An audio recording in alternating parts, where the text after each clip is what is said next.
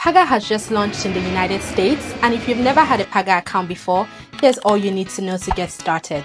First, visit the Google Play Store or App Store to download the Paga app. Open the Paga app and tap on Sign Up. Select your primary bank account as your USD account. Proceed to enter your phone number. It is important that you have access to that phone number as you would receive a verification code. Next, enter the OTP sent to your registered phone number and accept the KYC disclosures. You would need to fill up your profile details by telling us your name, date of birth, address, email, and password. You would also have to provide an SSN or ITIN if you have one. But do not worry if you do not have one.